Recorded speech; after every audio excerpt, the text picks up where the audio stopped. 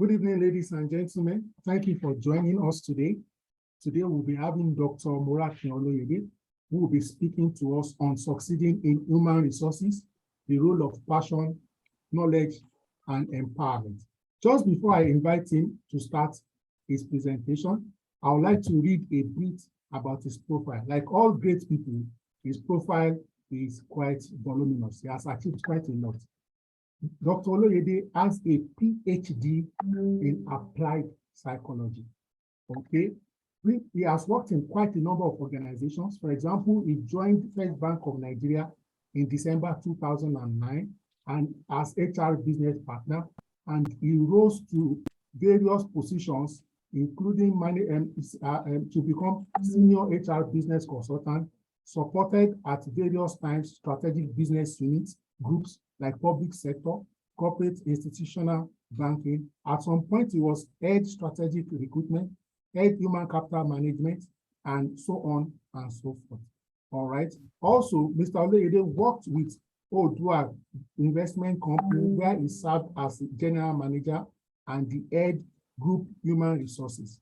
Dr. Oloyede has attended numerous courses and conferences, both locally and internationally. He's a full member of the Chartered Institute of Personnel Management of Nigeria, CIPF. He's a member of the Society for Human Resource Management, SHRM. He's a full member of the Nigerian Institute of Training and Development, NITAD, and also an associate member of the Nigerian Institute of Management. He's an accredited conflict mediator, Lagos Multi-Door Courthouse. He's a career coach and a mentor to a number of human resource professionals. All right. I'd like to say that Dr. Oloyede is a community development oriented, and he supports several social philanthropic initiatives focused on impacting lives in general. He's a fervent Christian and a parish pastor at the Redeemed Christian Church of God and provincial and deputy regional coordinator on research and development. He is happily married, and you need to listen to this. He's married to Florence, a major in the infantry corps of the Nigerian Army, and they both have 3 children. He loves gospel music generally, and Ebenezer Obey. Thank you so much, Dr. Morakin. You now have the floor. Over to you. Thank you very much. It's my pleasure to be here.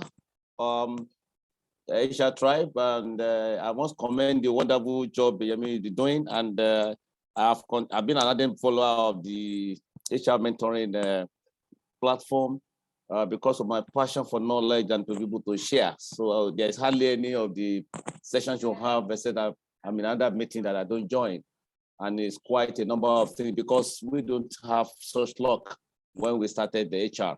So I expected our people to take advantage of this to get better and achieve great successes in their respective profession. Thank you very much. So the topic, succeeding in nature, passion, knowledge, and empowerment. I will speak to it because I know that for people like all, you would like to have the question later so that I can have enough time to talk to you. I'll just speak quickly today. But we can't be talking about succeeding in HR as a profession without talking about HR being a career. You will see the outline there, issues in career, your expectations, career, is it a job, or a career, a job, or a character of being a passionate person. You want to identify what are the killers of passion, personality, accountability, stay motivated there, and what are the tips? And you do try to create passion, enhancing your job to ensure you stay on there. Then seeking knowledge, then be empowered, then the final thoughts. So I will start by saying that, look at this quote, talking about the fact that working hard for something we don't care about is all stress. And you agree with me that doesn't worth it, you know? And working hard for something we love is called passion. And when there is passion, you know, you can give all your best into it. And we try to now attempt to make some definitions and say, what's a career? Because HR research I found says a career that we have chosen. A sequence of positions occupied by a person during a course of lifetime. You start as HR officer, HRD later, whether you are a generalist or whether you are a specialist. say a sense of where one is going in one's life. I want to make a career in human resources, and you've got to meander through different roads before you get to the top there, you know. And I also try to say that what are the issues to consider in even making a choice of career? Now you have found yourself in HR, or you are trying to just cross over to HR. You look at your overall life goals. What are the life goals that you have as a person? What are the values you want? Look at your each of the choice and step as it contribute. If you're going to say you want to make a career in nature, you have to be careful about every step that you're taking. Are they helping you to navigate towards the overall goal of your life? Then are you willing to make some short-term sacrifices for long-term benefits? What are you going to drop now for you to accomplish some other thing that you know will help your career? And you want to think carefully about being too specialized so that you don't become AGM recruitment and leave the other aspect of HR value chain. At the point in time, you get, become somebody that is not wanted. Finding job become easy because you are too specialized in an area. An employer wants somebody like an all-rounder. Especially when you get to the senior level, you want to become an HOD. Nobody wants to employ somebody who only knows about performance management, doesn't know. So at the initial stage of your career, you may need to necessarily be specialized. But later, you have to think carefully that how long will I be on this specialist role before I pick another one to make me a generalist? Because if you become an head of department, you've got to have an understanding of all the roles so that you can provide adequate supervision. So portable knowledge and skills, you need to be well knowledgeable and have the right competence and skills on those HR value chain. And you need to, of course, have a good network. And part of what this HR mentoring platform is doing is the network. You're able to know people. I see a lot of requests people have, I need this, I need that, and they got help. If you're not here, it might be difficult for you to get all that. Now, your expectations. What do you expect from a career? You want to make sure of your strengths, you want to be able to provide service to others. Is it about creativity or just variety of what you come across? Or you have to also be sure that you have balance in life. Career is doing well, the home is doing well, the spiritual aspect, the financial aspect is doing well. Do you want career to be in a specific relation? Or it's just about title, I want to become head of HR, I want to become chief human resources officer, or just the fame that HR brought up to people? You're also interested, you want to become popular like some name that you have come across, or the huge income. You know, these are things that you must take mental note of and take conscious efforts in trying to look at them as they affect your career. So career or a job, is it a career you want a job? You may choose a job because of its location or pay, like I mentioned earlier, than the fact that you like the job in the long run. So after a while, after taking the salary, it's got that it's no longer important because your career path will affect all aspects of your life. And that is how and when it is linked to passion that we're going to talk about very, very shortly. So the closer your career is to your talents and passion, the more satisfied you will be in your career. You agree with me? If there's no passion, their job issues occur and it's like you want to get out of it. If you are getting out of job, how many jobs will you get out of and become a problem? But when you have passion for the job, whatever you are seeing them as a challenge, you see them as a stepping stone to attain greater heights. So your path to success, there's an acronym of path. There's passion, heart, attitude, and talent. And we're going to look at them one by one. If you're talking about passion, you need to uncover your passion. It's the first step if you must achieve success.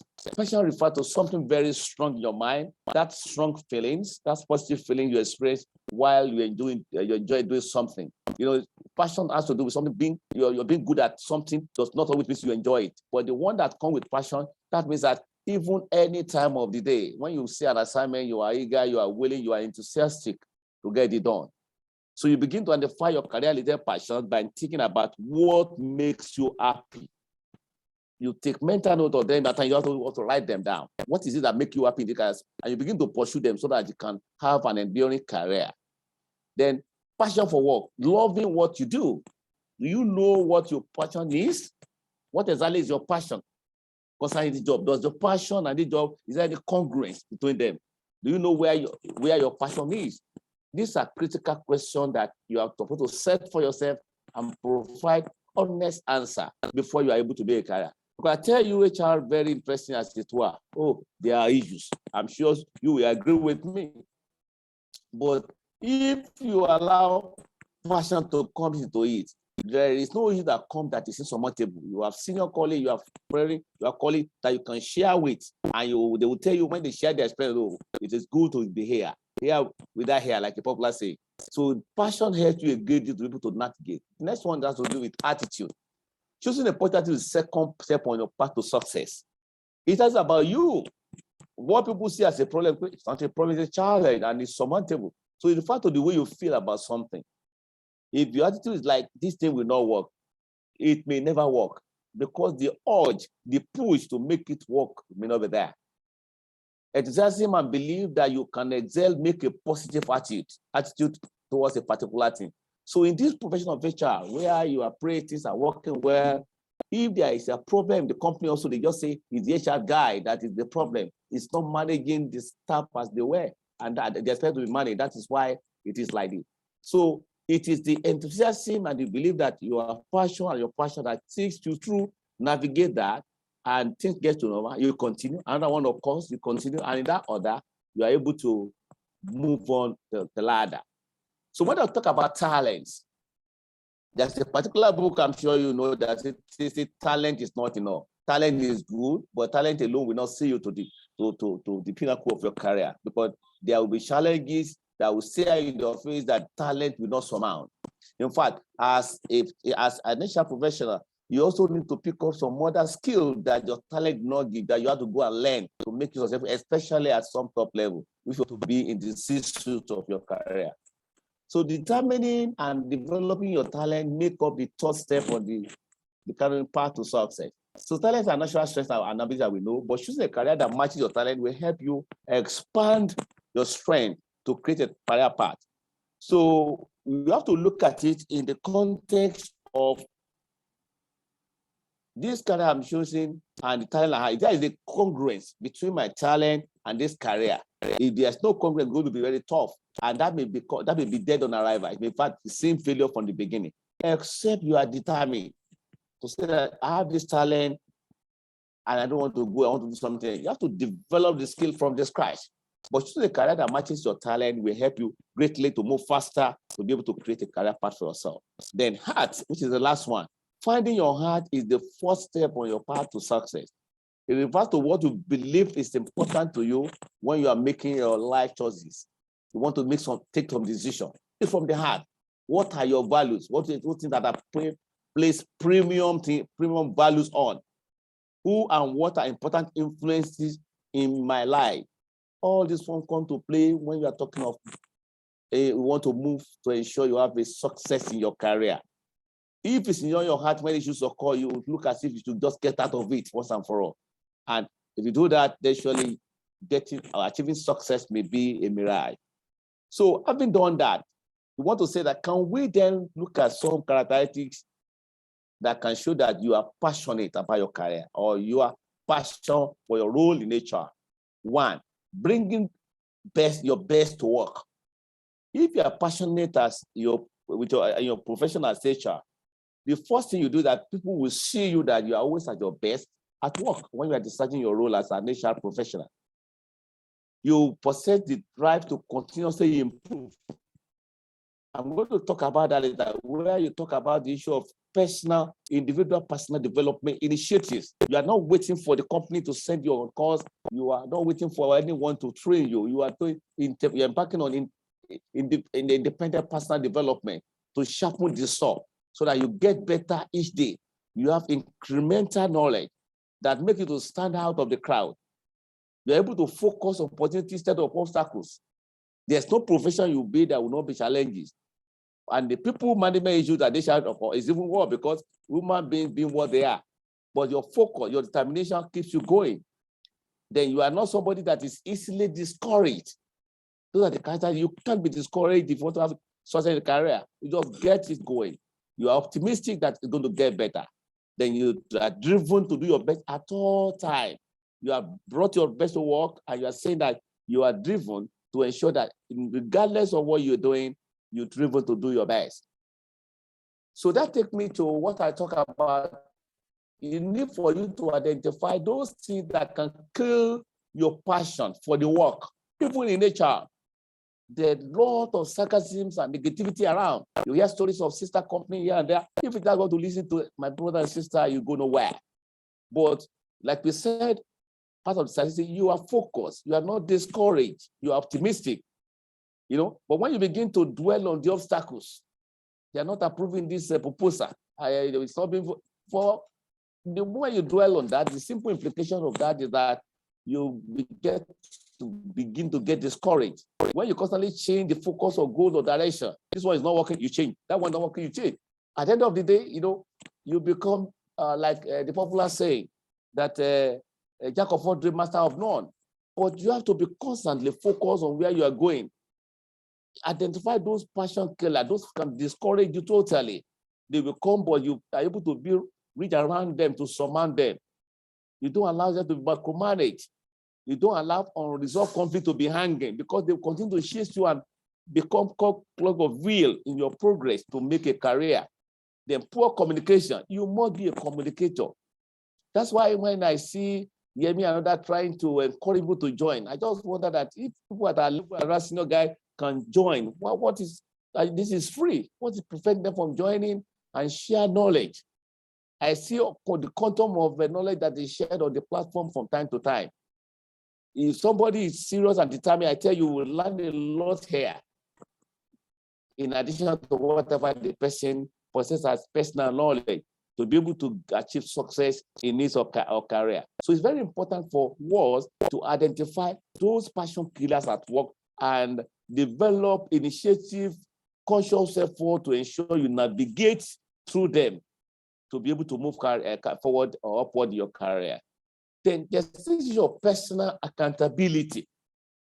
You must ask yourself honest questions. When the ball is dropped, you find out who dropped the ball and why. And if you are the one, you must honestly agree, I dropped the ball. So that you are learning from your mistake with a view to ensuring that that mistake does not occur. Some of us make a move in our career, and for whatever reason, find if it's a bad jump, but you are planted at the other side. You have to find a way of just making adjustments. And after some time, you want to rediscover yourself, coming out of that mess and pick a new one. After you may even come back to pick a job that is paying lower than the one where you have misjudged into, because you need to ensure that really you come back to your career. That's why you need to be very careful, like I said earlier, that what passion helps you to do is able to also ask questions about your value. If there's no congruence between your passion and the values, you've got to sit back and ask questions before you just go ahead. And you don't do also follow because my friend is there, I want to do the same. He's moving to this industry, you also want to follow him. Are you very sure that your personal values tally with that of your friend? You know, and everything is not about money, because the industry or the company is paying where you go there. You are not aware of the culture, and the culture there is totally in appearance with what you are using to, and you just landed there, and from the one it became a problem. And many times it's very difficult to get out of such opportunities, such places. So you need to ask yourself honest question: how can I do my job better? What can I do to improve this situation? When these questions come, it helps you to be able to develop yourself along the line to ensure you have a good and successful career. So I want to discuss going forward some tips that maybe keep you staying motivated, because we have identified earlier that there will be issues. Honestly, there will be issues. There's no one go to a career, there will not be issues. But you must embrace your uniqueness. You are yourself. You are no one else. So when you want to ensure the career is on track, you must embrace your uniqueness and address the issue as they come based on your uniqueness. Get organized. Get organized. Make sure you are not disorganized, you are focused. Get organized, and set realistic boundaries. There are some things you will not do because you know that any attempt to do them may affect your career. So because of that, you don't want to give chances. Set boundaries you will not cross for whatever reason, because you know that any attempt to cross them may spare the doom. So a bit to stay motivated, you want to make sure that you set boundaries of some things you will not do. Learn to manage difficult people. Oh, you will see many of them below your level, your colleagues or peers, and even though the ones at your supervisors, the people in management, people in leadership, who, for whatever reason, many times we often even discount HR. What are they doing? What is the value is bringing to the table? Will you just resign and go, or will you just put your hand, or will you start begging? So you need to ensure you put into place things that make you tick, even in the midst of whatever challenges, by learning to manage difficult people. Like a popular saying, understanding of your boss is the first assignment you have before you can achieve a career success under that boss. If you don't get to understand your boss and have some good interpersonal relationship to relate well without being a bootlicker, you're going to find things difficult because people are difficult. No two bosses or supervisors are same. You work with one, wow, good relationship, he was commending you. You get to the other one, it's like you never do good in life. And if you are not somebody who is stable, you feel discouraged. You can even get into depression. How do I become somebody who cannot do anything right? But part of the skills you have to develop to keep yourself motivated is learning to manage difficult people at all levels. And of course, take work-life balance seriously. Life cannot be work alone. Some of us do too many things that we don't have time for personal things, either spiritual, otherwise, even for the home. And that is dangerous. There are a lot of people with health issues, good career, but health is being threatened. The career being threatened by health challenges. So we've got to find time to take rest. Other true holidays, you don't have time, opportunity in your place for long one. Can you do short holidays? You can take 1 week off just to relax. And when you have opportunity, take 2 or 3 weeks for go to travel or go for a long holiday. You can't afford to just embrace work at the expense of your health. If your career must be on course, you must consider taking adequate precaution to ensure you have some good level of work-life balance and by taking it very seriously. So now, still talking about passion and your career, you've got to build trust with your mates, with everybody that you are leading, to trust them, and they are also free to do their best to the work. We are saying that you can't do this well alone, no matter how brilliant you may be. You need people. When you don't trust them and you do a lot of micromanaging as you are, the simple implication is that you're going to rock the boat one day. You must be trust, delegate, but don't abdicate, and follow up. And they'll feel like you're empowering them. We're still going to get there later. Then be positive, encourage those around you, share your vision with them, even with excitement. Make sure your colleagues or your teammates, they know how they are playing to working towards a big picture in the long run. You create fun at work. You work, you gist, you throw banters, and they like to work with you. They are interested in your success. Your success is their success. And act your way into feeling. Don't let your feeling dictate your attitude and your actions. Be mindful. Bring up some level of positive emotional intelligence. Be aware of yourself. Be aware of the feelings of others around you, and talk of how do I navigate to ensure. It's not about men placing, just about creating an environment where things work positively. You'll be happy, and they also be happy. And the job itself will not suffer. So that is by creating passion around that work. And when you talk about enhancing even your job, you want to translate value to passion. You are by inspiring by the true meaning of work. You understand work and you are putting your best into it. You are making it look as if it's no big deal. And people see the aura around you. Everybody want to also be like you because the workplace has become a fun for everyone. You don't hesitate to work on projects that give you satisfaction. You are even saying, please don't worry, I will tell your guy, I want to take this on in addition to my work. And they are saying that he is always willing to take additional responsibility. Even if it means there's no extra payment. Because management will note it, leadership will note it. And someday it's going to speak for you. And you create opportunities for yourself. You think of initiative, you bring up, you send proposals to your board, and he said, let me see your template for you. What's the framework? and it comes out, and later maybe a committee comes out and something that can bring some little change to the organization, or to your company, or to your department, and they say you be in that committee because it's your baby. That's how to enhance your work and gradually your career. So we also talk about reach across departments, develop projects that would benefit your colleagues. So not colleague, your colleague and your own creativity. What that is saying is that we're saying to ourselves that when issues come, it doesn't have to be things that is monolithic, maybe around your own area. It can be things, ideas, initiatives that is good for the company, but you need to leverage on other departments or units. And that is where stakeholder management comes in. And you're able to say, pick A here, B here, C, and they come together, and you're able to bring the little idea, you go to exploration, it becomes something big, and you now get a sponsor from management.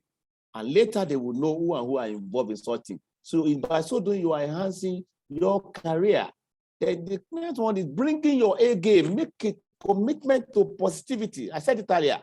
You are intrinsically, or what you call internally motivated. You are not supposed to be pushed before you put yourself on the table, bring value to the table. You are not. You are naturally, intrinsically motivated to put your best at all times and celebrate your victories. Little bit, in a very mild way. It's not about the air of arrogance, but the air of appreciation. When things are right, when your guy appreciates fine, if it doesn't, you celebrate your victory, just to encourage yourself so that you are not discouraged and you keep it going. And don't dissipate energy on things that are, how to put it, they are not necessary. Don't sweat the small stuff. Don't lose focus on things that are irrelevant, that can take you away from focusing on the big picture. You don't need that. They will come, but when they come, find a way of even smiling away, or move away, because any attempt to concentrate, including taking issue up with people, you must be able to have some kind of level of tolerance, be patient in relating with people, because people are different. You know that individual differences, even if they are twins, they cannot behave the same way. There are similarities and there are differences. You must recognize those individual differences in people. Why you are not living,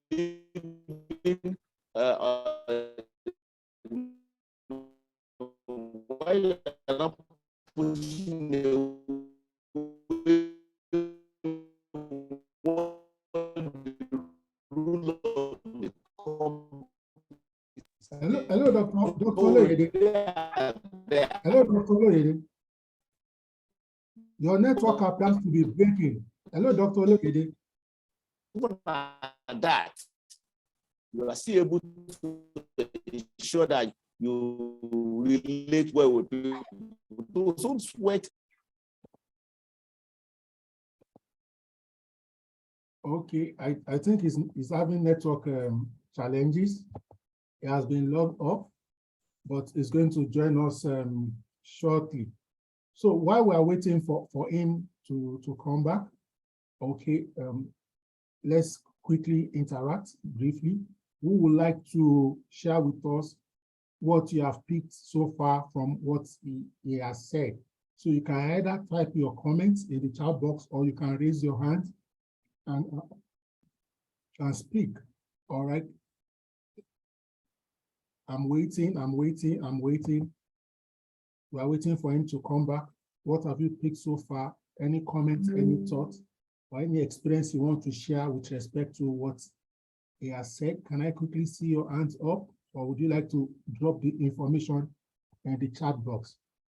Okay.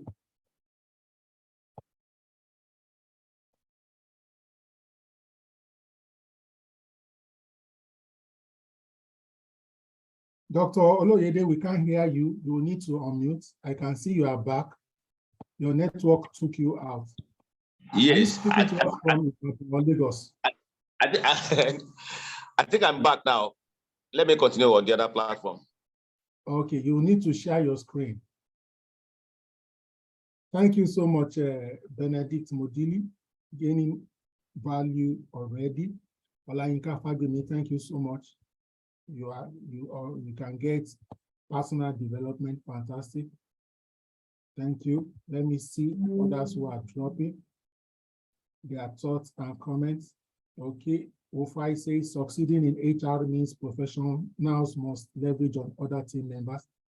Ofai, I sent you a direct message. Please check it and respond to me. Tony Bankole, do you want to say something? Okay. I'm still watching out for your comment and thoughts. Ali Ibrahim, my brother, says, have passion for what you are doing. Fantastic. Blessing says we must be passionate about what we are doing. Etienne Akpabio says, ensure I carefully choose a career that aligns with my passion. The good thing is that even in HR, there are different aspects of HR, and you may see that you may be more passionate about certain aspects than other aspects, depending on where you are in your career level. Yeah, thank you, Blessing. We must be passionate about what we are doing. Fantastic. Alage says this program is an eye-opener to me. Fantastic. Wofa again, back to the beat, says work-life balance is key to succeeding in HR. Fantastic, fantastic, fantastic. Let's keep our thoughts coming. Dr. Olede, you need to unmute so that you can speak. Frank says that your mindset should be positive at all times. Fantastic. Which says so much points. Okay, commitment to positivity. Fantastic. Dr. Olede, you may need to unmute. We can't hear you if you can hear us. I'm only speaking because I can't hear you, and I'll keep speaking until I can hear you. Abimbola Victoria says HR job is not easy. If you are not passionate about it, you will just get tired. Yeah, fantastic. Hello, Deliberate about your personal development. You may also want to share your slides, sir. Doctor, please share your slide. Okay. Patient says you need to embrace your uniqueness and values. Doctor, please share your slide. Thank you. Blessing. Okay. All right. Thank you for your feedback. Blessing. I won't read that out. Okay. Fantastic. Fantastic. About now, Dr. Oleyede will continue with his slides and his presentation. Hopefully, the network will be stable. Dr. Oleyede, you have the floor. You need to speak, sir. Dr. Oleyede, you have the floor. Okay, my apologies. Okay, can you hear me, please? Yes, we can hear you, sir. Yeah, can you hear me? Can you hear me? Please go on with your presentation, sir. Please, sir. Okay, can you hear me, please? All right. All right. So I said that we are going to continue for. All right. All right. So seeking knowledge. You know, I've told so much about passion. So we are moving to the other aspect of it, the other values and seeking knowledge. And so we are moving to the other aspect of it, the other values and seeking knowledge. I hope you can hear me. So I said that in human capital in every organization brings about the issue of intellectual capital. You need to be knowledgeable for you to be able to provide adequate support and make an impact and be able to also sit on the table where decisions are being made. So HR role helps to bring the critical link between employees and leadership because of the empowerment employees are given for them to be productive. Because without the employee being productive, then the objective of organization, whether it's profitability, whether it's service, there's no way that could be achieved. So the key one I want to dwell on more discipline is business acumen, which is most lacking in top HR talents. We are very brilliant in HR, policy, initiative, this, change, whatever. But we lack business sense. We don't have business acumen. And what the CEO is interested is someone who is able to understand business who is able to put all the structure, the policies, everything into how to navigate and bring the link, aligning all those ideas in HR to business. If it's not connecting you are not connecting the dots, then there's no point. That's why find some people when they get a career up there, it becomes a problem to move up. They are senior, they are experts, but they are not able to link the expertise into the business. So you need to build trust. They must look at full contribution and value. The management and leadership must trust you that you are bringing full contribution and value to the table on the point of your job, the market and the company itself and customer and competition. So that even when you are recruiting, you know the type of people, the quality of the people you are hiring, that will be able to add value to the business. So not just hiring for hiring's sake. But if you are not aware of the interest you are playing or the market or the customer, or how will you be able to know the quality of people to hire? You're also talking about other business agreement, decision and growth. You need to provide data-driven decision that can grow business and bring about profitability. And that is why it's not the issue of no employer is interested, even though they are important, but they want at senior level, even at mid-level level, they expect to be able to provide that. And for those of us who are managing small and medium-sized organizations that are very much even impatient because of the fact that they don't want their capital to be loaded away, these are the areas where you can come up and prove to the owner of business that you are a strategic partner to the business. When you bring data-driven decision, don't let us do this, let us do this. Let me digress to give you an example. When I was in the bank, you decided as a partner and tell them, we are not making money. We attend monthly performance review session. We do that of a quarterly too, and we can go to north today, south tomorrow, whatever. And I told one of my guys, then I think deputy manager now, that they train you have overtrained these people. So what do I mean? You took me to the back of the class. I said, it's not about training, it's about experience sharing. Because I've been following, we have done all manner of training. Say, can we pick people, that guy in recovery in Lagos, the guy in the Southwest, the ones who's on let's bring them to Enugu to come and share experience. How is he doing it? He's not shaking his head. I said, how can the branch manager in Ibadan say there's no business in Ibadan? And the branch manager of Mafoluku has about 4 or 5 different accounts in his book in Lagos. The man in Ibadan is not seeing it. And the man from Lagos is coming to pick business. If you go as a HR person and all you are doing is to go and be drinking tea and eating during the business performance review session, how will you know that? But I follow each of the slides and take notes and now look at HR implication for each of those actions, and you now give quality advice to the business leader. There's no way you not respect you, and that is showing that you have business understanding. That is showing that you have business acumen and you are following business. There's several examples I can give. They will just say, please see me after this, and you go and say, and display. What do you think? What I've observed is that what is Yemi still doing under Adeosun? Yemi himself can run a unit. Don't let us subsume it. Can we try him in so and so? And later, and you try and it works. Will you not respect your judgment as an HR professional as compared to somebody making how many people come to keep you at 30, 40 not come, give them query, all manners of things. These are things that they want to do. Check attendance, how many people are here or not. But strategic contribution by thinking business. For example, we talk about strategy and vision. I say connect HR strategy. You are connecting the strategy after you put, which is also an offshoot from the corporate strategy of the company to the business outcome. When they are linking, so that means that you have understanding of the product or the services. So when you're also working on the HR policies and procedures, you have a bigger picture in mind. You are able to speak the language that the leaders of business want to hear. You need to seek knowledge in this area for you to develop yourself, develop the right competencies in this area for you to be able to sit on the table. When you do that, there's no way they not respect you. Let me also give you another example.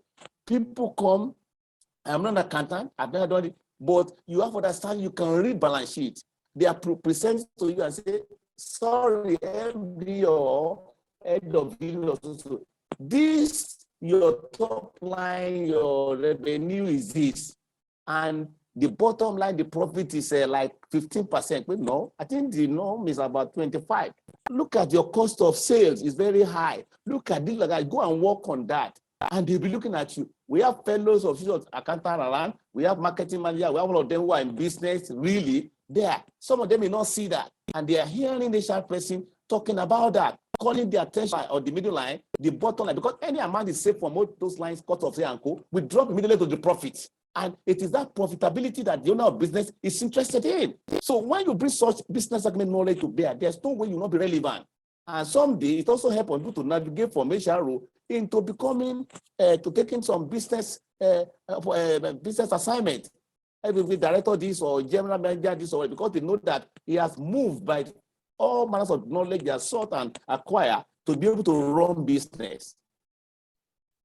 So are you with me, please? Yes, we are with you. We are with you. Hello? Please go on, Dr. Oloyede. So I'm continuing about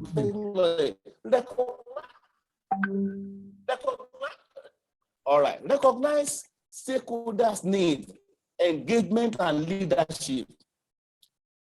When I was in the bank, the directors, because of this partnership, they will call you to the office. Oloyede, we're going to Kogosi for this or that. Okay, what do you see to this? And you bring up your advice. Sir, I actually understood what you said, but I think we need to rejig. Can we have some form of a workforce realignment? I remember when I was posted for Intercontinental for First Bank.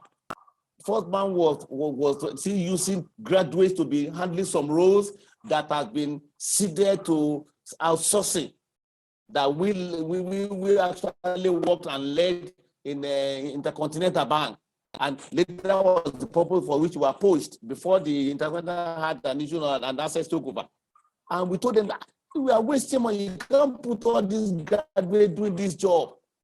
At times, when you do this job, you put 10 people in First Bank. Only 3 people were handling it. Oh, because of the volume of business in the First Bank, let's make it 5. And we tell them we work on the processes. All those that are wasting time, we reduce them. We said we can engage and whatever within 3 weeks, move from 3 weeks and say in 1 week we will achieve it. And we achieved it because you have understanding. When you tell a business leader that and it works, he will respect you. Anytime they are holding me, they say, we are the HR rep, go and call it. I was not an AGM that time, I must confess. But when my bosses are going to meeting, they take me along because I have value to put on the table. I will write more note to my boss. I will start to my boss. That what about this? What about that? At times say, okay, just say HR observation, miraculous, speak.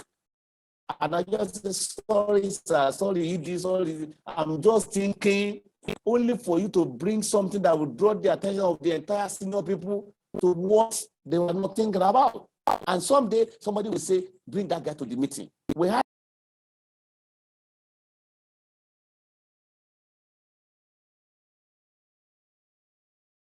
So I think his network is giving him challenges.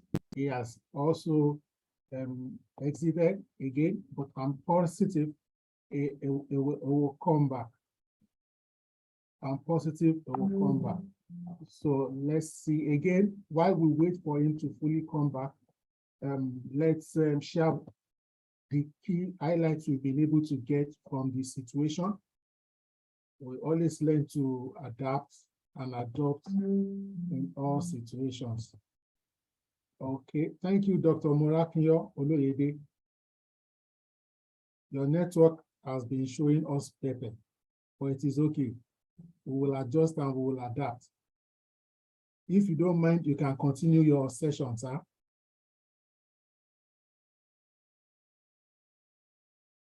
Dr. Oloyede, please, you need to unmute and speak. All right. So while we are waiting for him to get his act together, again, let's interact. He has been sharing knowledge, hands-on knowledge, practical insights, using personal examples and illustrations on how, as a professional, he has been adding value at different levels, okay, to the organization. And what he's sharing is quite interesting and insightful. Let me share one example, one personal experience at this juncture. So I used to work in a particular organization. Okay. And we had a particular branch. Okay. Okay. We used to have a particular branch. They used to work every Saturday. And when they work on Saturday, okay, Dr. Oloyede, please be patient. Let me finish my story, okay? So in this particular organization, they used to work every Saturday. And Saturdays had what we call Saturday allowance, which was different from normal working hours. Now, I did a simple research. I wrote a mail to my finance department to find out the revenue we were getting on Saturdays from this particular branch. After getting that, I now ran calculation on the allowances we used to pay every Saturday. Guess what? The allowances we were paying on Saturday was more than the revenue we were earning on Saturday. And I did a one-pager document, put the revenue, put the cost, and did a justification. And I did the numbers over a period of 3 years, sent it to the CEO. Guess what? That was how we canceled Saturday work. Apparently, people were coming to work on Saturday just because of the allowance, not because there was any business justification for it, okay? And when you see numbers, it changes perspective, all right? So Dr. Oloyede, are you back? Dr. Oloyede? You need to unmute your mic, Dr. Oloyede. You will need to unmute your mic, Dr. Oloyede.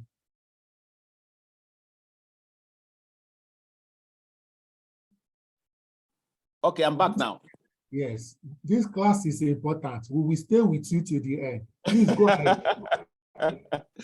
Okay, let me go back to the screen. Okay, I'm back now. Can you hear me? Yes, please. Just go on. Go on, sir. Thank you, sir.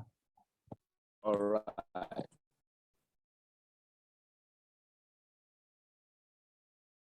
Okay, we're talking about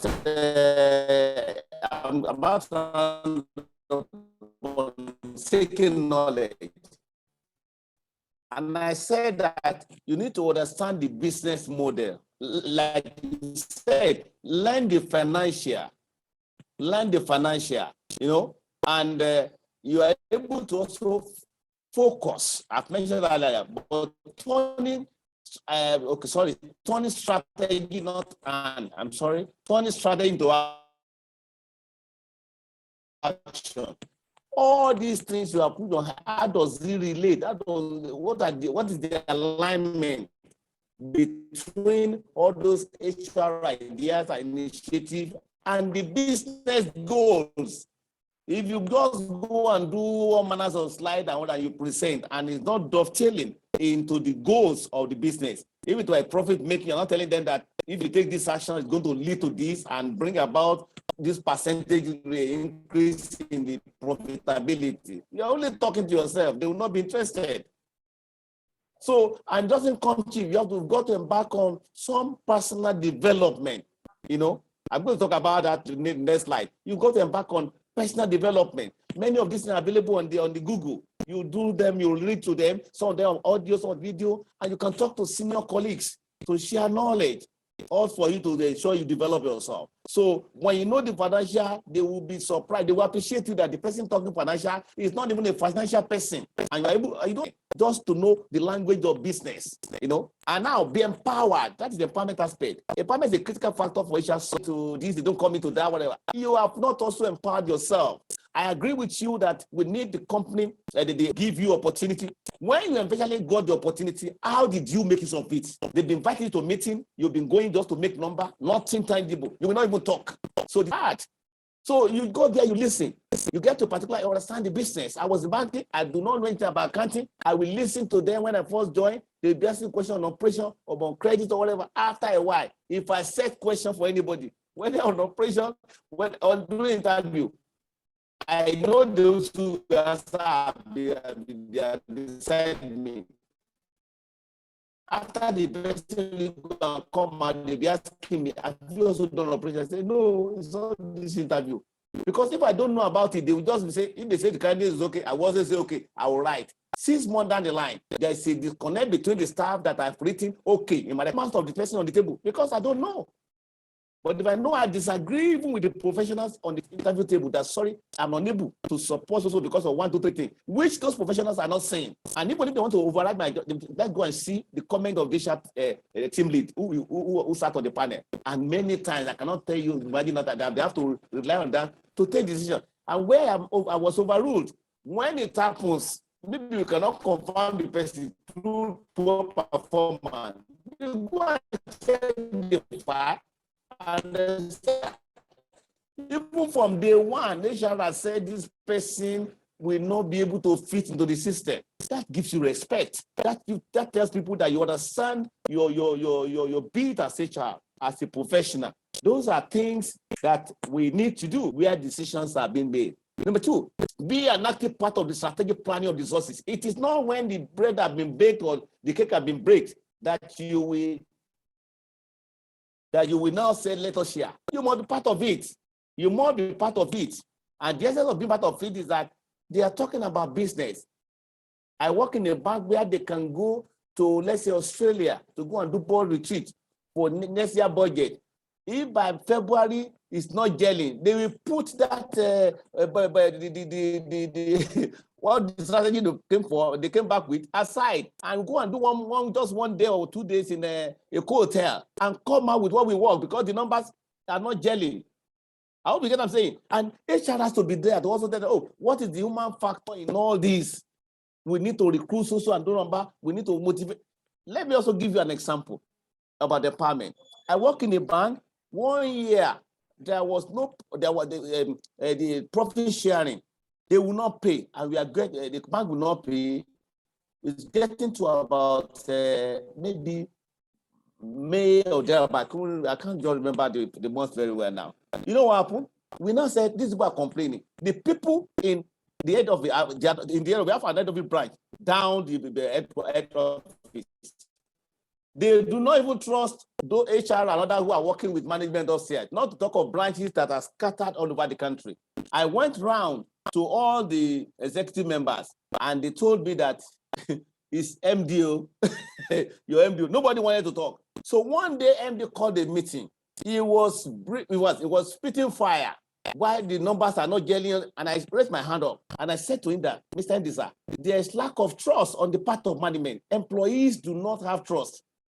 HR is here. We had good performance last year.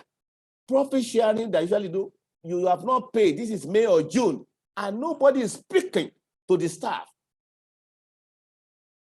They were looking at me.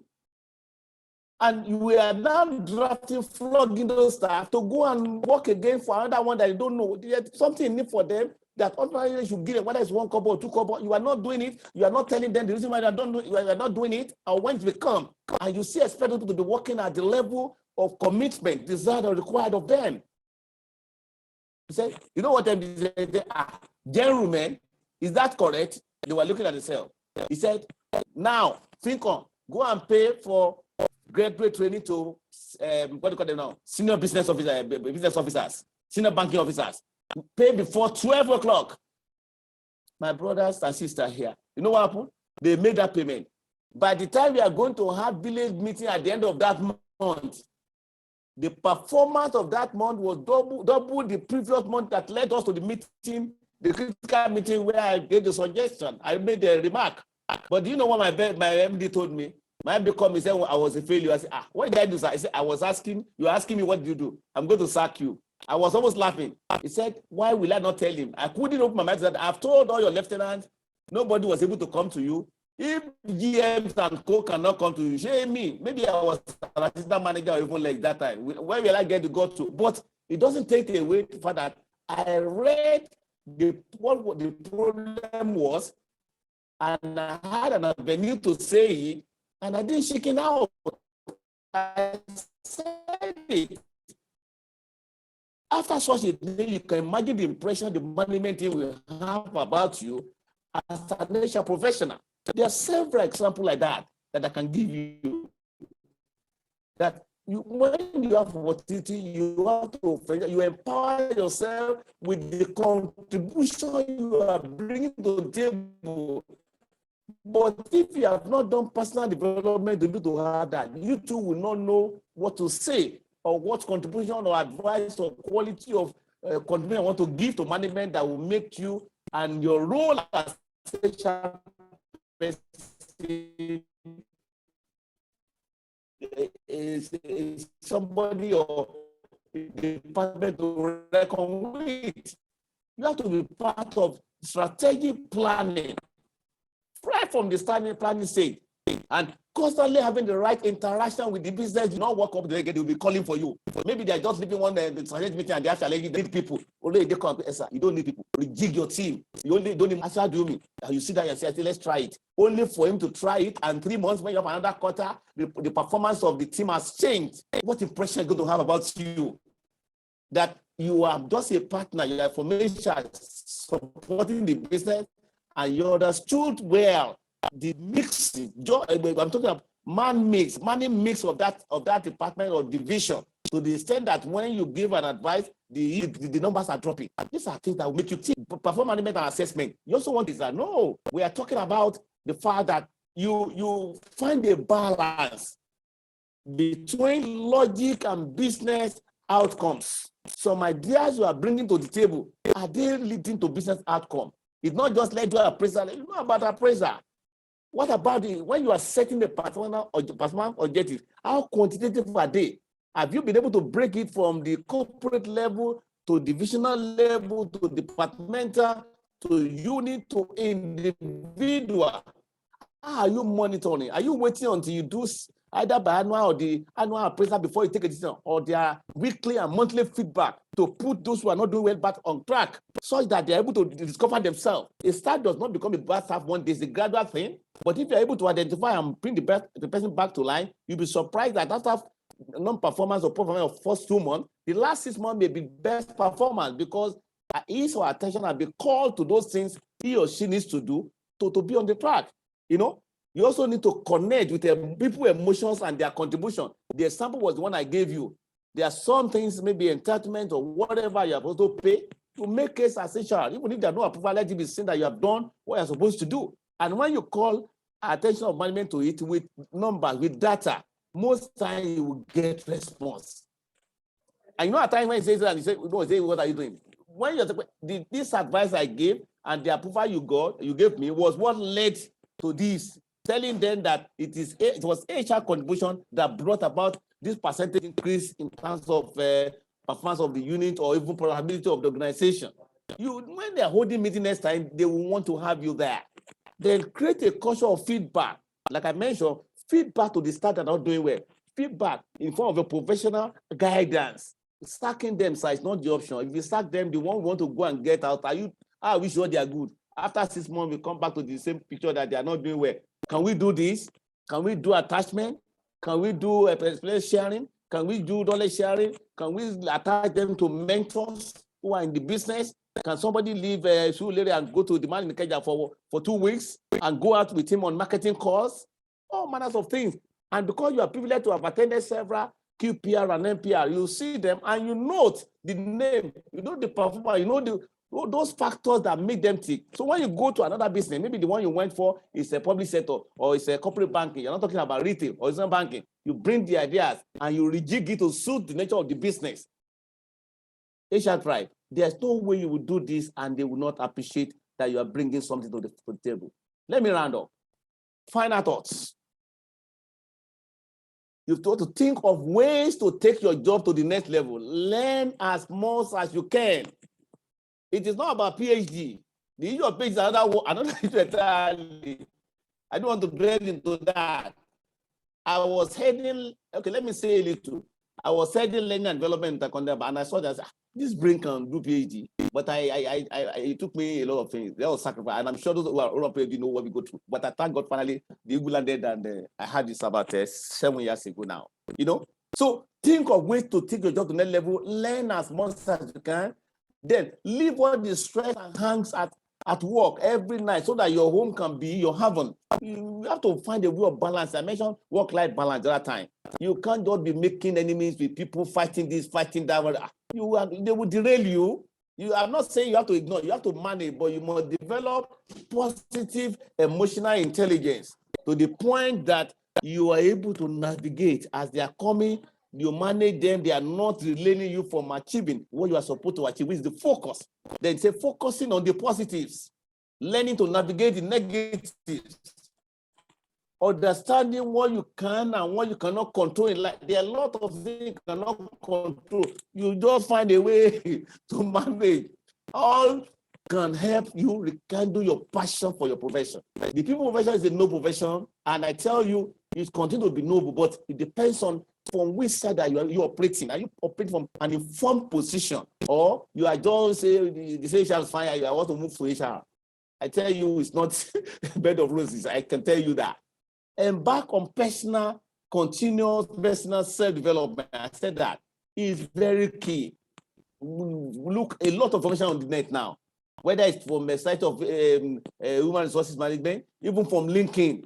Another one is the one we are talking. This is a platform. If people pay for this type of training that we have here, you know how much they will pay per person, and we get it free. Yet some people will feel it's of no consequence to them, they don't join. You must make some conscious effort, sacrifice. A lot of us have other things to do, but you said you want to make a day with this, and I'm sure maybe I want to ask, maybe later, so I don't judge myself, that perhaps it's not a waste of time after all. Develop and maintain good network. We need ourselves. In fact, this platform is mainly a network platform for Asia Tribe. And when I see people has a lot of questions, I say, I hope you guys will not send our consultant out of market, because there's nothing you don't have for on the platform. And you get it, which is good anyway. Whereas if you are going to get consultant to do that, you know how much consultant will change you. So develop and maintain good network, professional network that will help you so you go get there. I want to stop here so that you can allow people to ask questions or maybe make contributions. So thank you very much. I want to appreciate you for listening, and I'll wait for the directive of our coordinator. Thank you. Thank you so much, Dr. Morakin Oloyede, for a great job. At this intersection, we'll be happy to take questions, comments. If you need clarification on anything, this is a good opportunity to do so. All right, so anyone who would like to ask a question? Can we see our hands up? If you want to ask a question, you can raise your hand. We will grant you access to ask your question. And if you are shy, you can also type your question. All right, seeing quite a number of commendations for you, Dr. Oloyede, on the chat group. Thank you. Thank you very much.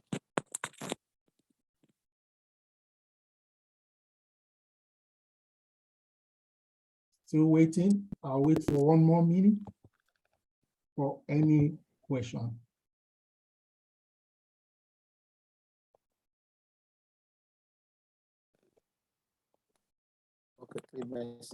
Okay, I can see Henry. Henry, you can ask your question, please. Henry, kindly unmute and ask your questions. Okay, thank you so much, Doctor. In fact, I will say this is a very insightful training. It's key. I must say I learned quite a lot, and kudos to you, and also the facilitators who have also put this in place. My question here is this: I work as a human resource manager, where, of course, in a hospital sector, health sector rather, sorry, and I have quite a number of difficult colleagues per se, who are more like superiors rather.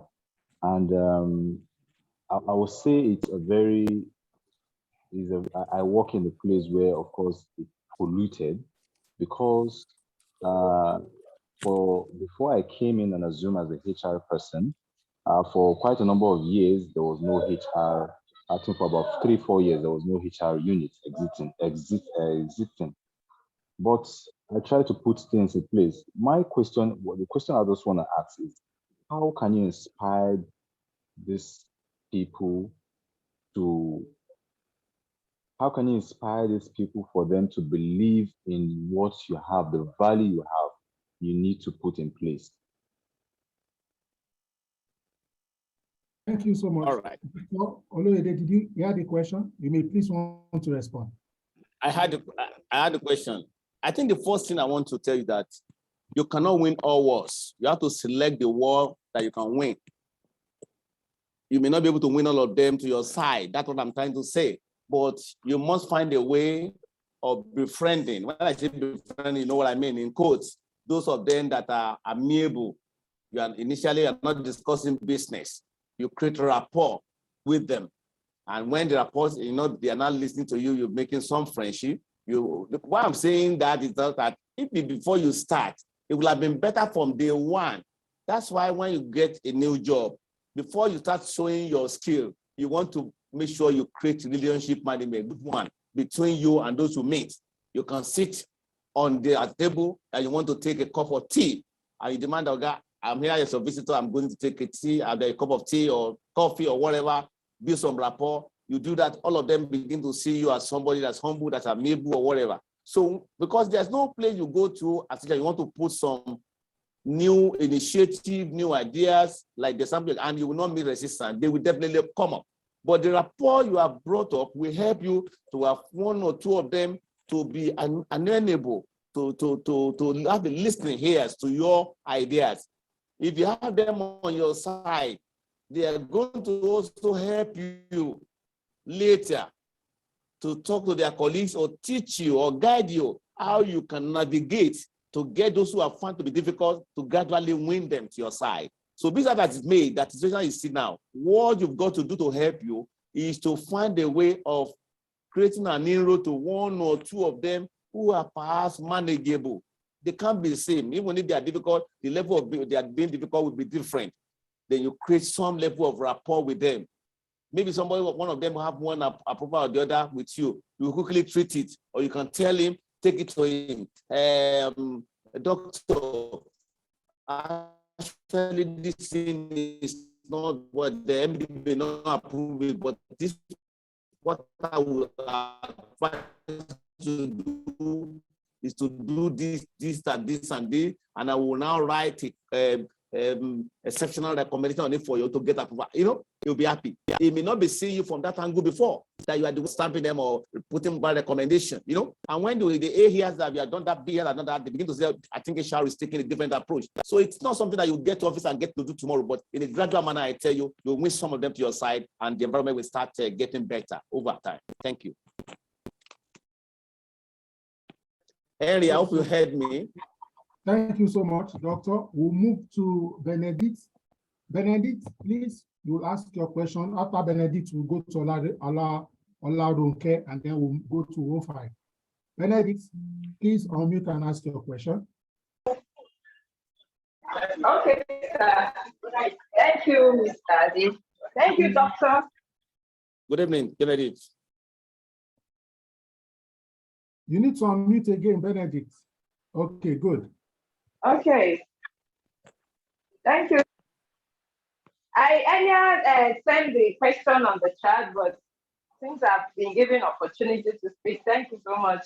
My question goes this way. How can someone grow his or her career in an organization that does not pay attention to career path? An organization that always change staff. They change staff career anyhow.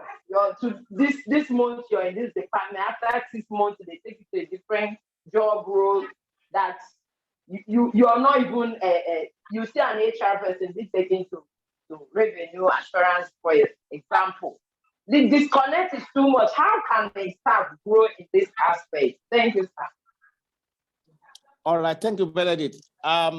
What comes to mind is to ask the first question from you. Do you have any document on career development at all as an HR policy? That may be the starting point. If it exists, the question I want to ask again is that does the organization follow its own policy?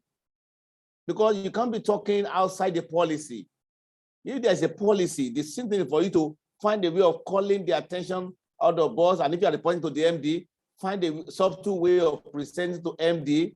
This is the issue that we are finding. People are flouting the policy and the implication. And you look for one or two examples where those disjointed movement has affected the performance of the company, or perhaps made the company to also lose money. Because if you don't get to identify the implication of such movement, a passive movement, your suggestion of observation will make no meaning to them. That is the first thing I want to say, that if there is no document, you have to sit back and bring up a document on career development. You will get to the point of career path, and now people will navigate, and the positive effect, the advantages or benefit of this. So when you sit with the MD, or depending on the size of the company, and they appreciate that, that means going forward, they can begin to listen to you. If there's no document and you're not writing one, the end is not in sight as far as that is concerned. But if you have a document and it's flouting of the document, of the policy, then you must find an avenue to identify how such a passive movement has affected the business adversely, and give 2-3 examples, especially when it touches on how they have lost money. You know, no business that would like to say a decision applied. They won't like that, except ego thing. If it's an ego thing, there's nothing you can do about that. But if it's not ego, they will not at the meetings. We don't want to do this again because this has led to this has led to this, and you start to win the war gradually. Then, concern if it's your own personal development, I will advise that don't wait for company to help you navigate the career path. You got to make individual personal development. And if the company is not doing well, you will get another company, are you getting me, who appreciate the value you are bringing to the table, and you are able to have your career along what we have envisioned. Thank you very much.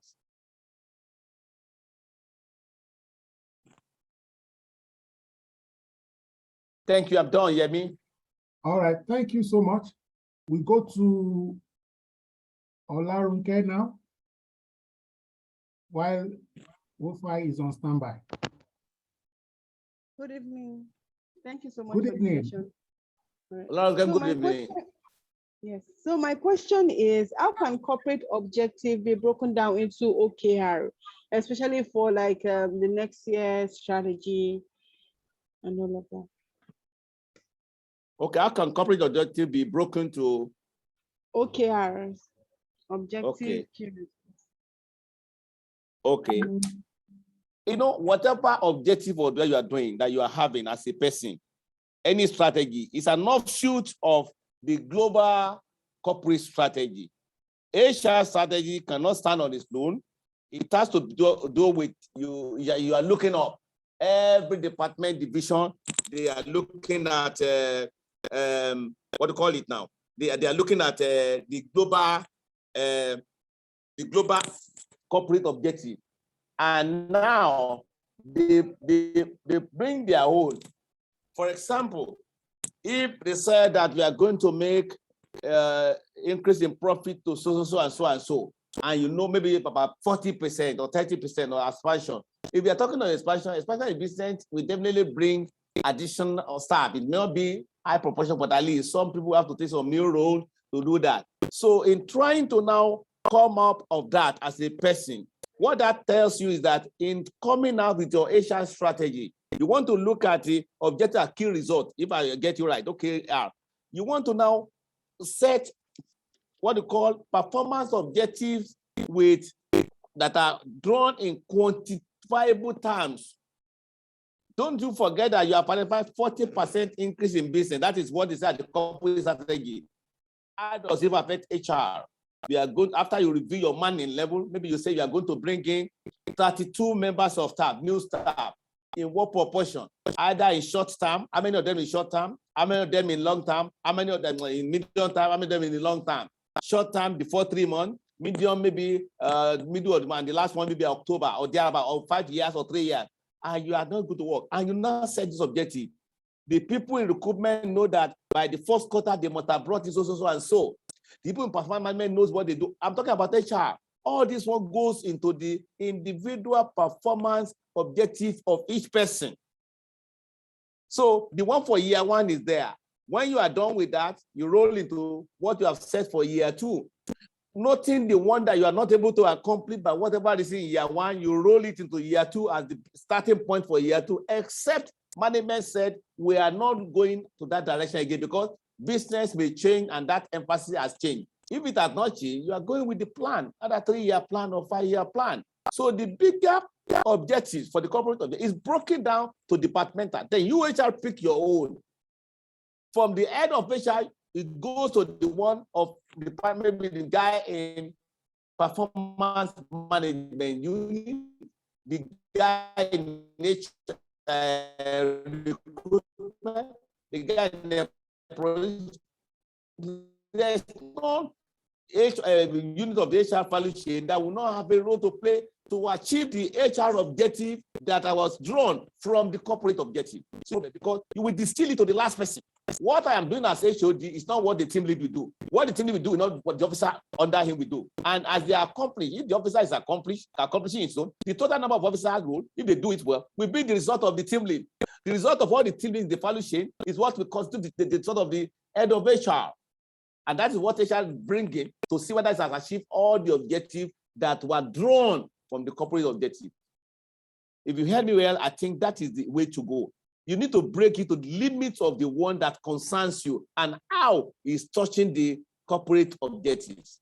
Because all these objectives we are talking about, they cannot stand alone if they are not speaking to the bottom line or what the company has said to want to achieve. I hope I've attempted the questions.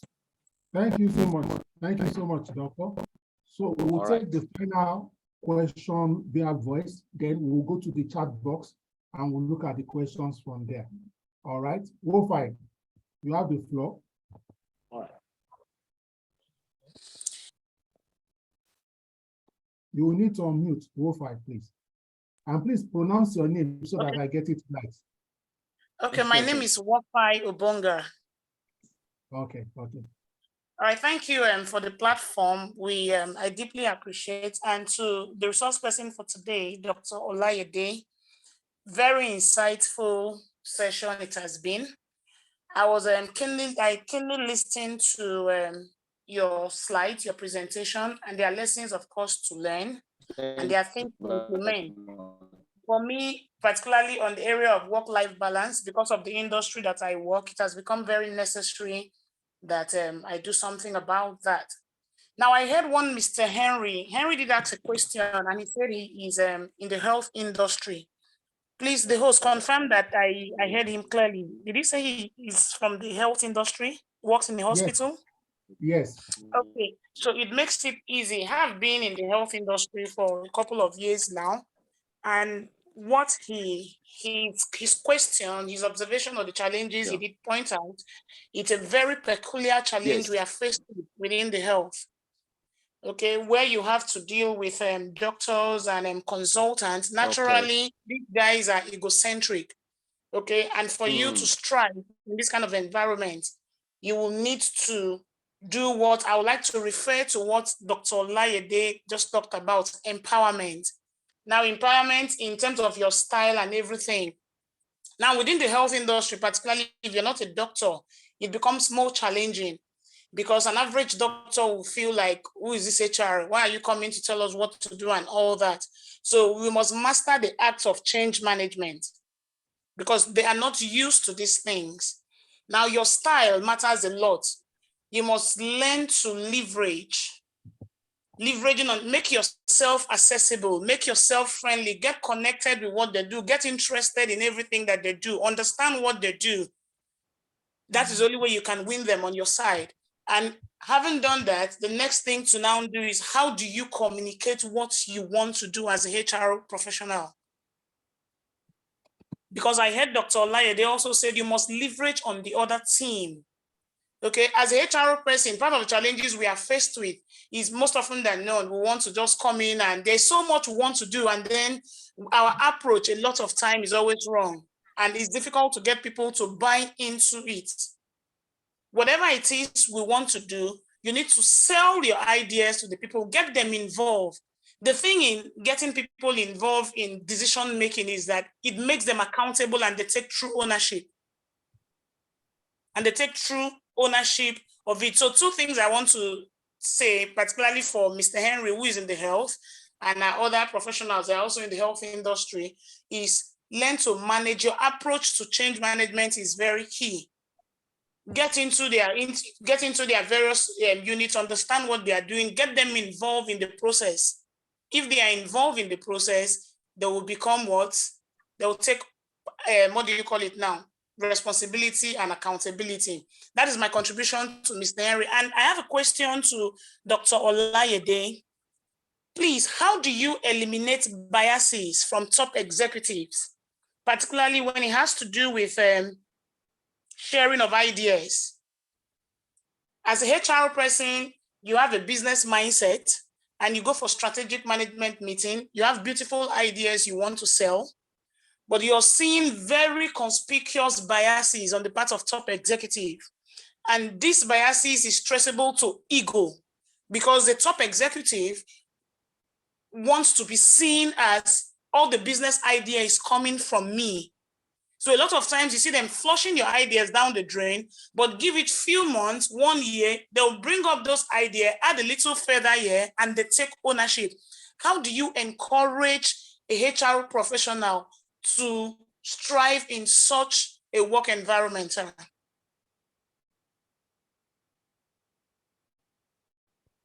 You need to unmute, Dr. Oloyede. Dr. Oloyede, you need to unmute.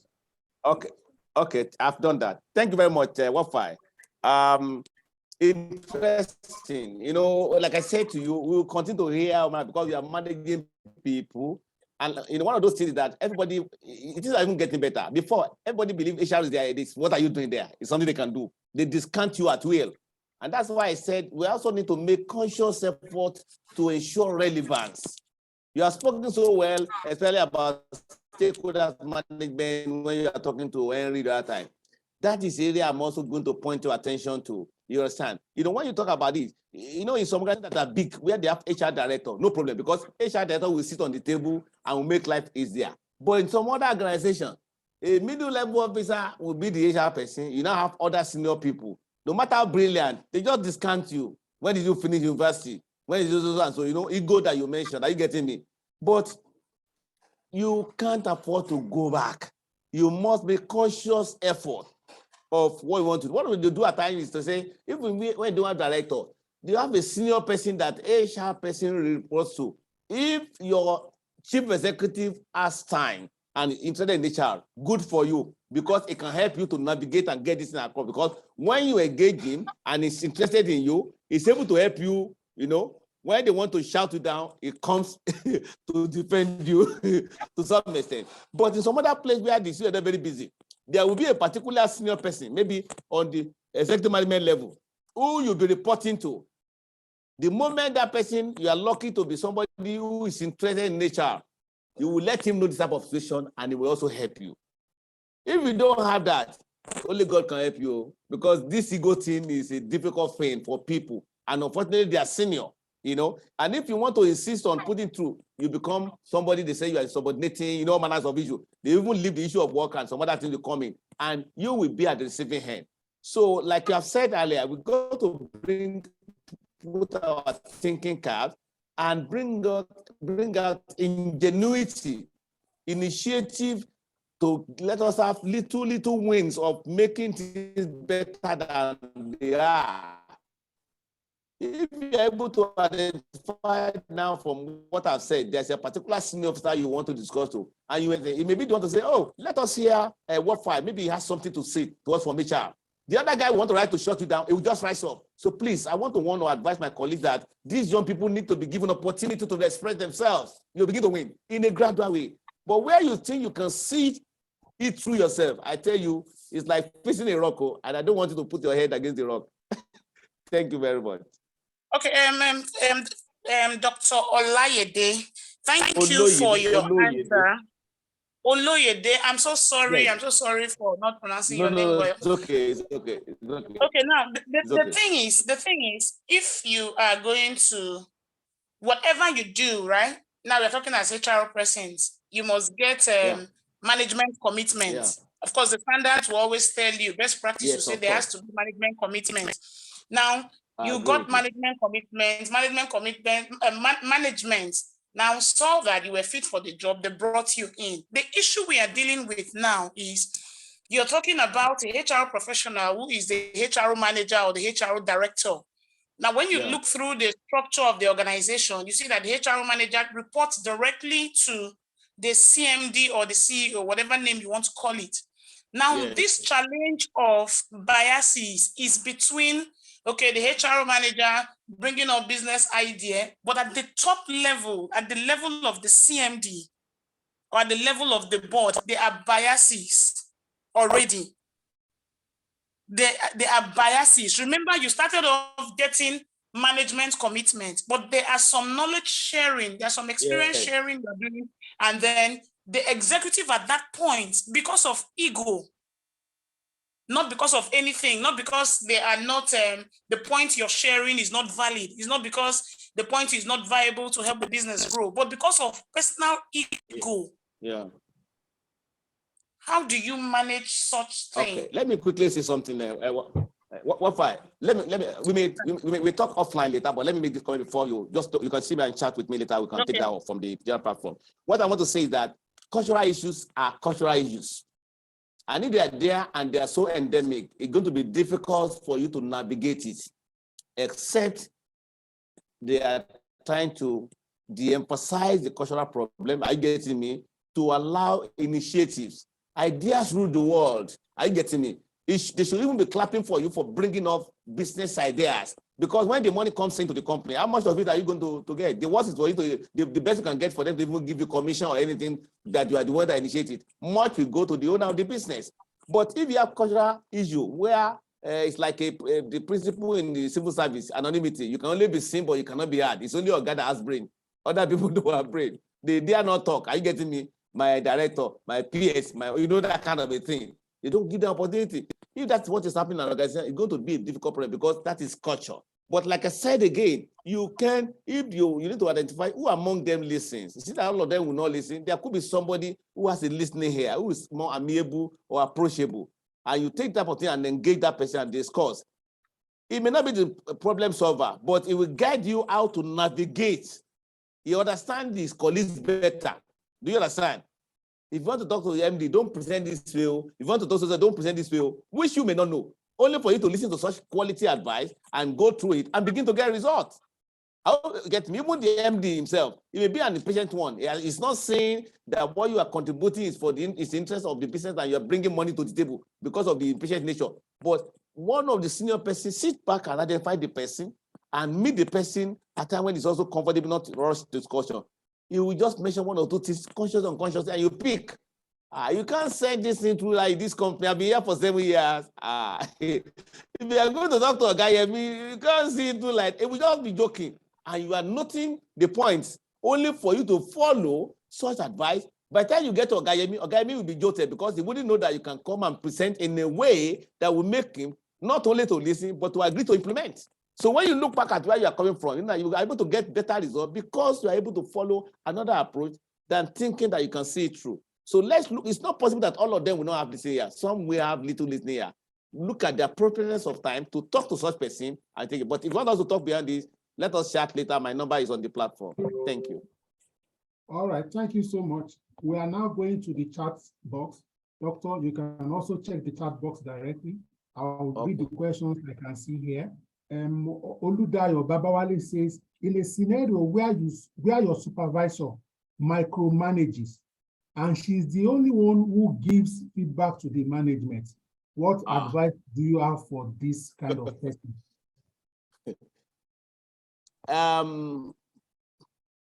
Again, cultural issue. Are you getting me? It's going to be difficult, but it is not insurmountable. When I say cultural issue, you will not be there when these things are being said, and that's why she's able to say something totally different from what operates. But I also tell you that if you are a star player in a company, it cannot only be your boss that knows that you're a star player, because your department relate with other departments. I don't know whether you understand what I'm trying to say. So the implication of that is that continue to add value in your own sphere of influence on your table, whether you are recruitment or performance or whatever, or HR manager. Some other people in other departments are noting what your boss is not noting. I don't know why you are going to performance discuss or calibration committee level, and your boss is not reporting you, and people from other department are recommending strongly that Yemi must be promoted, and they come to the table with facts. And at the end of the day, your guy will almost leave the table in shame, because what they are saying is correct. And the MD also will rule that, okay, put Yemi's name there. Because what they're talking was visible to everybody. But what you are doing, you allow yourself to be caged by that board, the same board that is not even speaking for you. Nobody will see it. We are not saying you should be going around to patronize all your guys. Are you getting me? Bootlicking? No. But any contact, whatever contact anybody has with you, let them go back with a last longing positive impression. We want to know that I've given to Yemi, and Yemi said, and the follower, Yemi ensure that there was a response from the department to the HOD.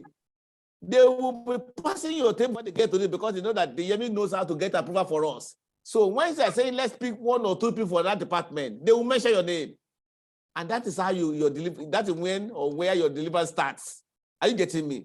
But where it is practically to make a change because of cultural issues, after a while, you may have to look for opportunities elsewhere, because you can't also say you will die here and your career is being, impeded. Do you understand? That's why you must know appropriate time, and that's why you need mentors like this one. If you share with the senior person, we ask 1 or 2 questions, and they can say, "Oh, let me not deceive you.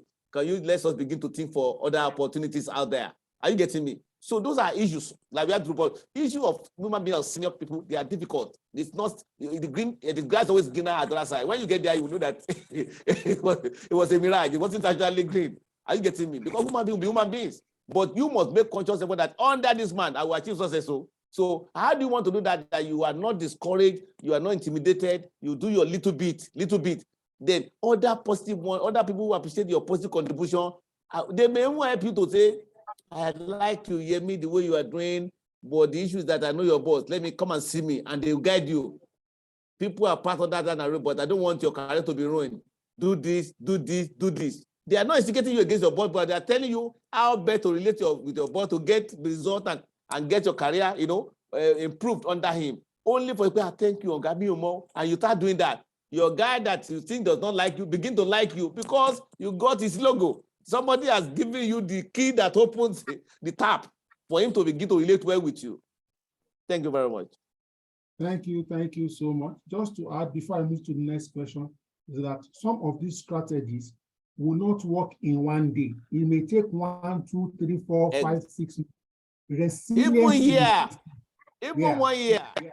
So don't go next week, you try it Monday to Wednesday. It now didn't work. You will now give up. No, resilience is key. Adenike Lawal says, thank you so much, doctor, for the session. Please advise, how do you manage a business in a business who has relatives of the owner working in the company? How do you manage in a business where the owner has relatives working in the company? That's the question, sir. That is another question. I understand. That is also another cultural issue. In some parlance, they will say, I will not employ you here, I will go and get you a job, my friend, because he knows what will become. But some other people say, it is better for my family to be here. They will be my eyes.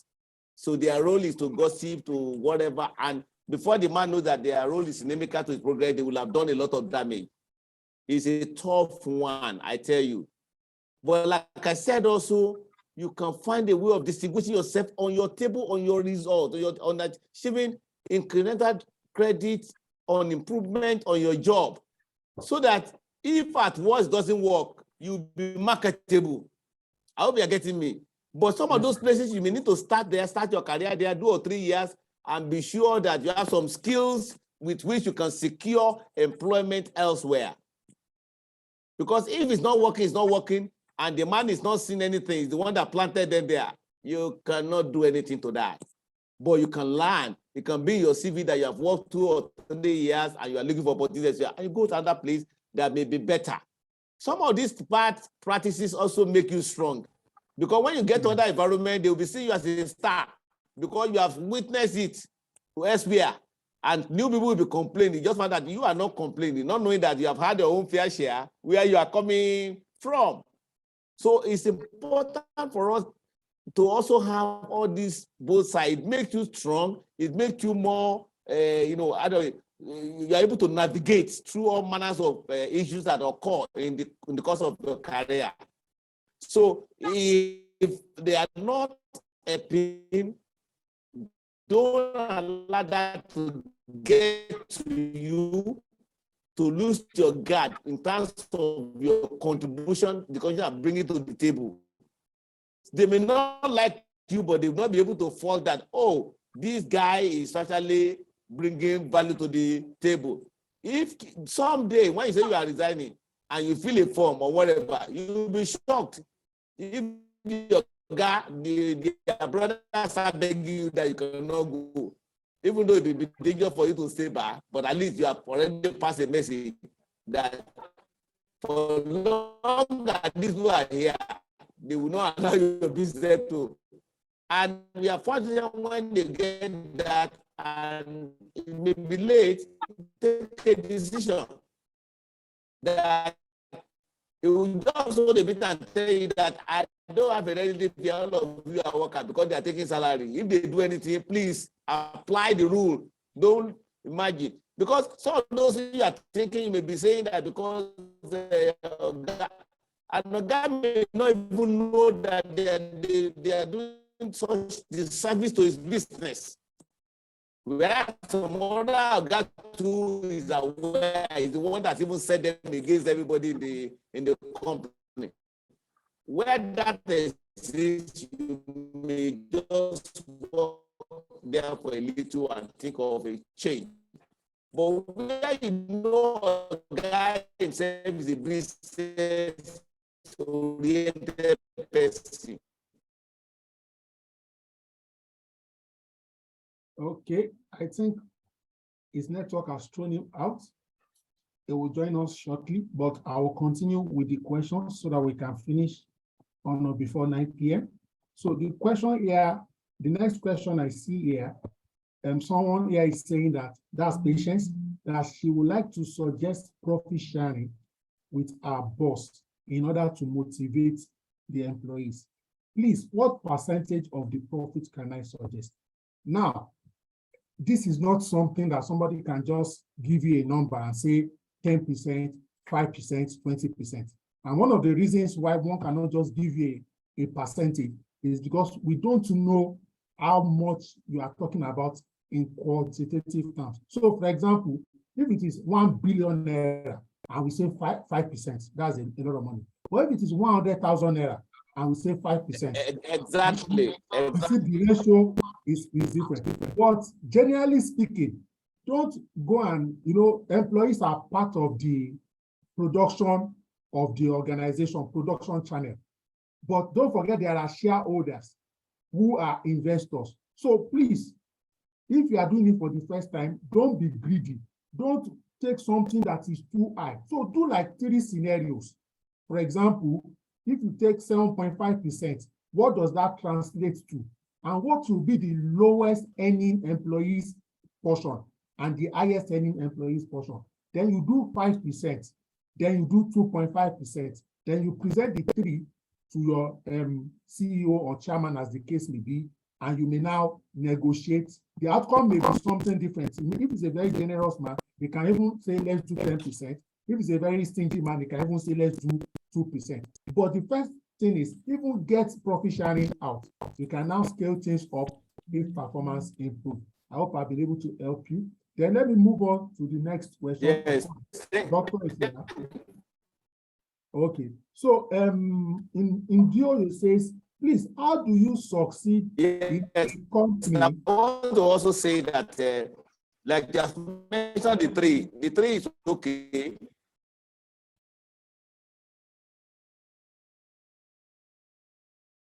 Doctor, are you saying something?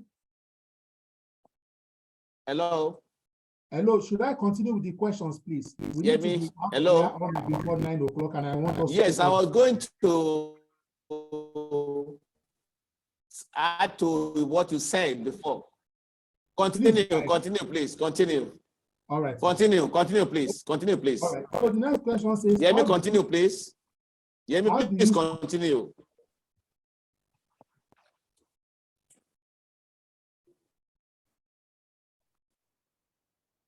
Sorry, I had to mute the doctor. He appears not to be hearing me. So how do you succeed in a company where most staff are members of the MD's church? You and a few are basically outsiders. Also, the MD communicates via the PA.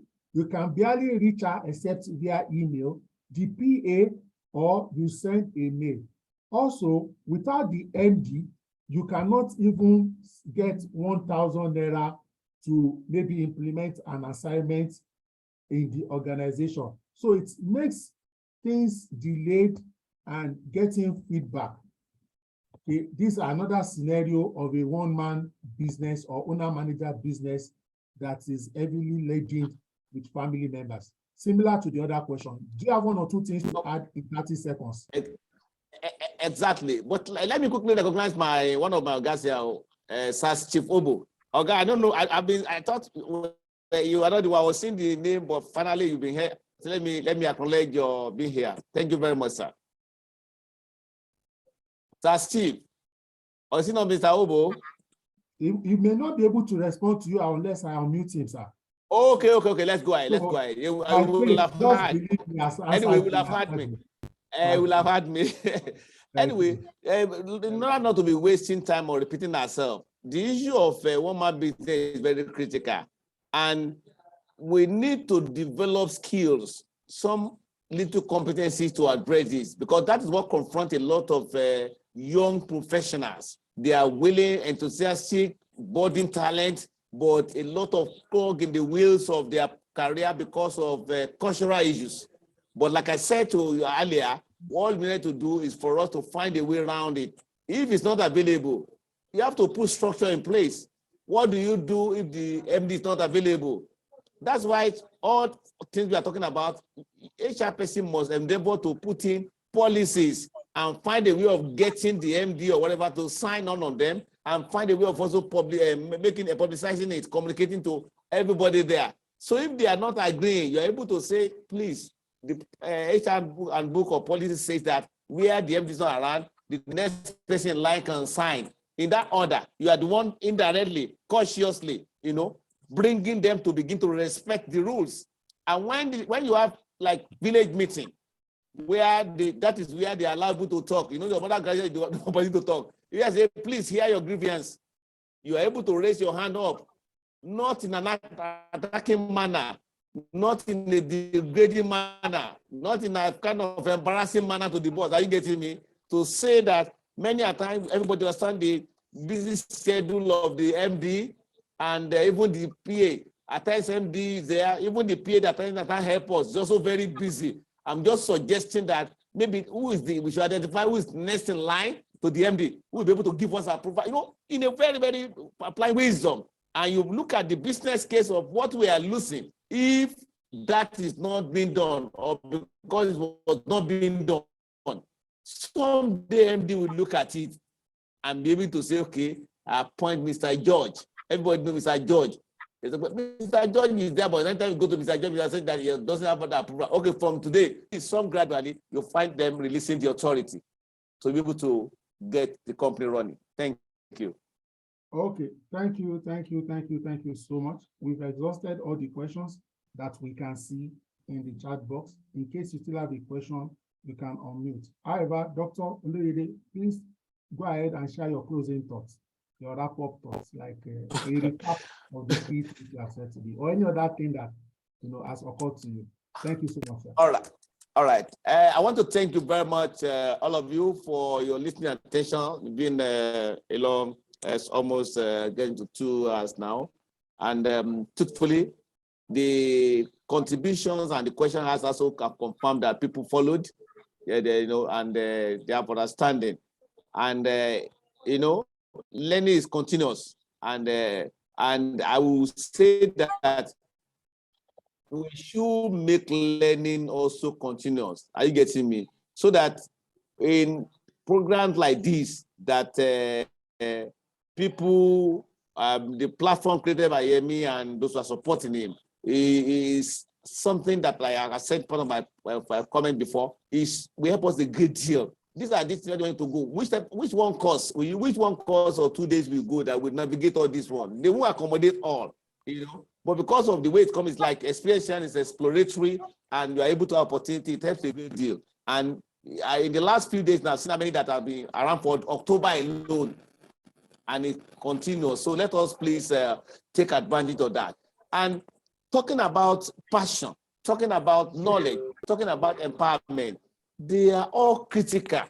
All other things are subsumed, if you agree with me, under them. If you have passion in it, it puts you in the pedestal of success because you are interested in what you are doing.